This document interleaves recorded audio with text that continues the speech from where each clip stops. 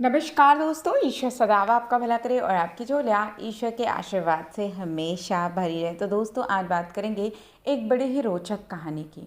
एक बार की बात है कि भगवान कृष्ण और अर्जुन, उनके जो सखा थे, वो दोनों एक साथ सुबह सुबह भ्रमण के लिए निकले।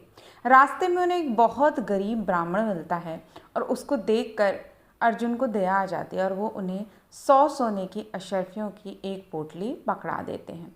ब्राह्मण बहुत खुश होता है। पूरे रास्ते वो सोच के आता है कि मैं इन 100 अशर्फियों का क्या करूँगा।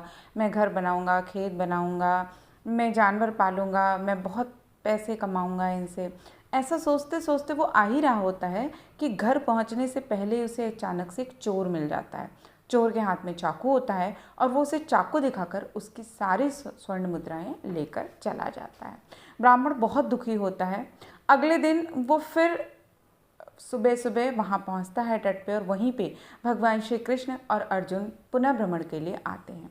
फिर से गरीब को दुखी अवस्था में देखकर उस ब्राह्मण को अर्जुन उससे पूछते हैं, तो वो ब्राह्मण उनको सारी बातें बताता है। तब अर्जुन जी उन्हें एक माणिक्य देते हैं और कहते हैं कि तुम उसे संभाल के रखना, ये बहुत कीमती माणिक्य है और इसकी कीमत बहुत ही ज़्यादा है।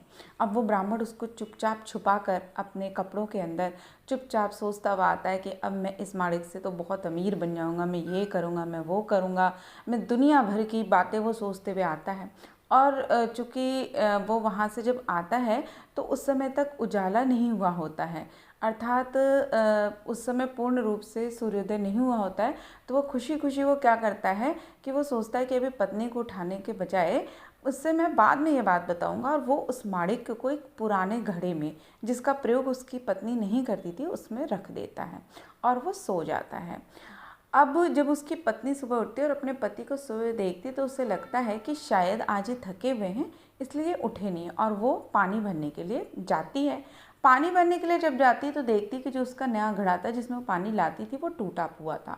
तो वो जो पुराना घड़ा था जिसमें उस ब्राह्मण ने माणिक्य रखे थे वो उसे उठा कर ले जाती है और वहाँ से पानी भरकर लाती है। और जब वो पानी भरती है तो उसी में रखा हुआ माणिक्य पानी में ऊपर आने की वजह से नदी में बह जाता है। जब ब्राह्मण उठता है और पत्नी से पूछता है उस घड़े के बारे में, तब पत्नी उसे बताती है और देखता है वो कि उसमें माणिक्य नहीं है, तो वो बहुत दुखी होता है। अगले दिन फिर वो गंगा नदी के तट पे पहुंचता है और वहीं पे फिर से श्री कृष्ण और अर्जुन दिखाई देते हैं। तो जब ब्राह्मण को फिर से दुखी देखकर अर्जुन ने उससे पूछा कि क्या हुआ, तो उन्होंने सारा हाल बताया। तो अर्जुन ने कहा कि लगता है कि विधाता ने तुम्हारे भाग्य में खुशी ही नहीं लिखी है, अब तो मुझे माफ़ कर दो। उसकी ये बात सुन के कृष्णदेव को हंसी आ जाती है। कृष्ण जी उसे 2 पैसे देते हैं और अर्जुन उनसे कहते हैं कि हे प्रभु, आपने इन्हें क्या दिया? आप इतने ज़्यादा धनवान हैं और आपने इन्हें सिर्फ 2 पैसे दिए। कृष्ण कुछ नहीं कहते हैं, सिर्फ मुस्कुराकर रह जाते हैं।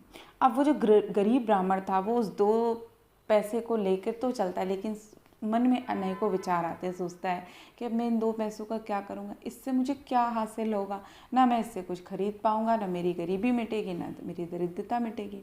ऐसा सोचता हुआ वो आगे बढ़ता है।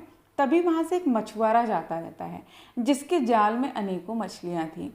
वो देखता है कि वहाँ पे उसमें एक मछली तड़प रही थी, वो अभी जिंदा थी। तो उसके मन में विचार आता है कि इस 2 पैसे से मेरा तो भला नहीं हो सकता, मैं इस मछली को पानी में डाल दूं और ये जीवित हो जाएगी तो इसका ही भला हो जाएगा। वो मछुआरे से उस मछली को लेकर उसे गंगा जी में प्रवाहित करता है, और जैसे ही वो उसे गंगा जी में प्रवाहित करता है, उस मछली के पेट में वो माणिक्य रहता है, वो तुरंत उसको उगल देती है और वो माणिक्य लहरों के साथ उसके पास आता है।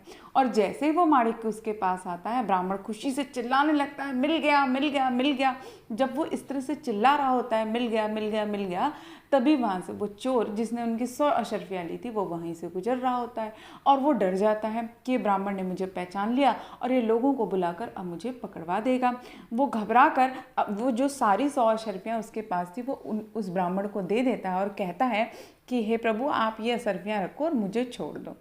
अब इस तरह से जब कृष्ण और अर्जुन वहीं रहते हैं और जब अर्जुन जी इस पूरे वृत्तांत को देखते हैं तो वो कृष्ण से पूछते हैं कि हे प्रभु, आपने वो 2 पैसे दिए और उस पैसे से ऐसा क्या हुआ कि इसे ये माणिक्य भी मिल गया और ये अशर्फियाँ भी मिल गई?